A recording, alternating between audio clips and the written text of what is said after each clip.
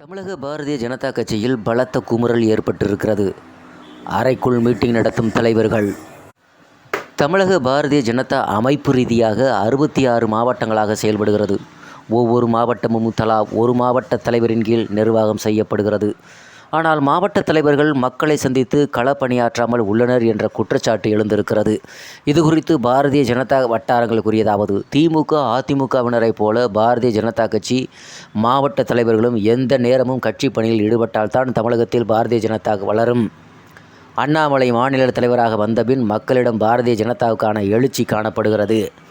ஆனால் மாவட்ட தலைவர்கள் மக்களை சந்தித்து போன்ற களப்பணிகளில் ஈடுபடாமல் இருப்பதனால் அந்த எழுச்சியை தக்க வைப்பதில் சிக்கல் ஏற்பட்டிருக்கிறது.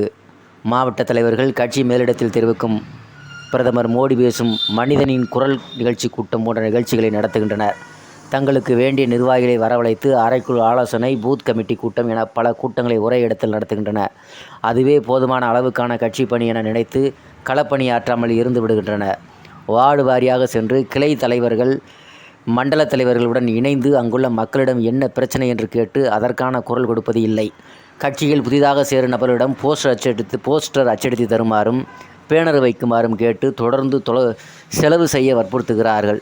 இதனால் ஆர்வமுடன் கட்சியில் சேருவோர் சில தினங்களிலேயே பாரதிய ஜனதா கட்சியில் இருந்து வெளியேறும் நிலைக்கு தள்ளப்படுகிறார்கள். கட்சி பெயரை பயன்படுத்தி தொழில் செய்வோரிடம் தொடர் வசூலில் ஈடுபடுகிறார்கள். மாவட்ட தலைவர்கள் மாநில மையக்குழு உறுப்பினர்கள், நிர்வாகிகள் பரிந்துரைப்படி நியமிக்கப்பட்டுள்ளனர். இதனால் அவர்கள் சரிவர கட்சி பணியாற்றவில்லை என்றாலும் கட்சியில் மாநில தலைவராக இருக்கும் அண்ணாமலையால் நடவடிக்கை எடுக்க முடியாத நிலை ஏற்பட்டிருக்கிறது.